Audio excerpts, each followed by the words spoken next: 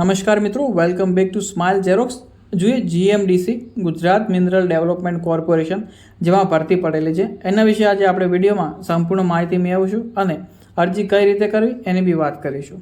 સૌપ્રથમ અહીંયા સંસ્થા છે ગુજરાત મિનરલ ડેવલપમેન્ટ કોર્પોરેશન. ત્યાર પછી જોબ લોકેશન કચ્છ રહેવાનું છે, માતાનો મઢ છે લખપત તાલુકાનું, બરાબર.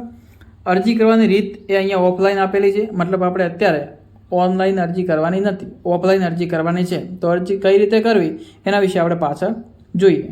છેલ્લી તારીખ જોઈ લો 25 ઓગસ્ટ સુધી આપણે અરજી કરી શકીશું. હવે શૈક્ષણિક લાયકાતની વાત કરીએ તો અહીંયા જે શૈક્ષણિક લાયકાત છે એ પોસ્ટ વાઇઝ અલગ અલગ રાખેલ છે. તો તમે અહીંયા જોઈ શકો છો જે એન્જિનિયરિંગની 2 પોસ્ટો છે અલગ અલગ. એમાં એકમાં બી બેચલર ઓફ એન્જિનિયરિંગ માગેલું છે અને બીજામાં ડિપ્લોમા માગેલો છે. ત્યાર પછી ત્રીજા નંબરમાં તમે જોઈ શકો છો ઓફિસ એક્ઝિક્યુટિવ. એમાં આપણે BA અને BCom મતલબ બેચલર ઓફ આર્ટ્સ અને બેચલર ઓફ કોમર્સ જેનું ગ્રેજ્યુએશન હોય એ ફોર્મ ભરી શકશે એમાં. ત્યાર પછી ચોથું ડેટા એન્ટ્રી ઓપરેટર છે, એની અંદર 12 પાસ સાથે કોમ્પ્યુટર સાથે, બરાબર. તો ડેટા એન્ટ્રી ઓપરેટરમાં તમારે 12 પાસ કોમ્પ્યુટર સાથે હોવું જોઈએ. ત્યાર પછી કોમ્પ્યુટર ઓપરેટર છે, એની અંદર ITI સર્ટિફિકેટ માગ્યું છે, જેની અંદર તમારે કોપા તમારે કોર્સ કરેલો હોવો જોઈએ, મતલબ computer operator and programming assistant, બરાબર, ITI કોપા. ત્યાર પછી મિકેનિકલ એન્જિનિયરિંગ છે, એની અંદર ડિપ્લોમા ઇન મિકેનિકલ એન્જિનિયરિંગ માગેલું છે અને લેબ ટેકનિશિયન છે, એની અંદર બેચલર ઓફ સાયન્સ માગેલું છે BSc, બરાબર. તો આ રીતની પોસ્ટો છે અને એનું શૈક્ષણિક લાયકાત છે.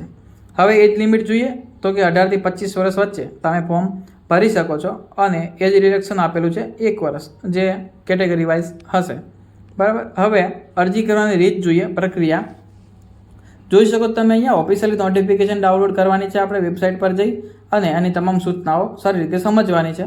ત્યાર પછી વિગતવાર બાયોડેટા આપણો રિઝ્યુમ તૈયાર કરવાનો છે, જેમાં તમારો મોબાઈલ નંબર અને ઈમેલ ID આપણે એ બરોબર લખવાનું રહેશે, જેથી આપણો કોન્ટેક્ટ થઈ શકે. ત્યાર પછી જરૂરી દસ્તાવેજની વાત કરીએ તો કે શૈક્ષણિક લાયકાતના પ્રમાણપત્રો અને માર્કશીટ, બરાબર, આની બધાની તમામ નકલો.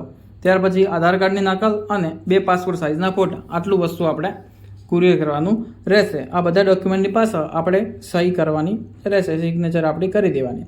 ત્યાર પછી અરજી ફોર્મ અને તમામ દસ્તાવેજો એક સીલ કરીને મૂકવાના છે, મતલબ તમે પોસ્ટ ઓફિસમાં જશો તો એ તમારે સીલ કરી આપશે.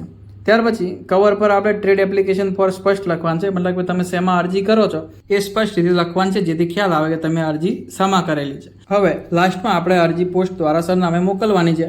સરનામું સામે લખેલું છે, જોઈ શકો તમે. જનરલ મેનેજર GMDC લાઇગ્નાઇટ પ્રોજેક્ટ, માતાનો મઢ, MP રાવાપર, તાલુકા લખપત, ડિસ્ટ્રિક્ટ કચ્છ, ગુજરાત 370625. આ રીતે લખી અને આપણે અરજી કરવાની રહેશે.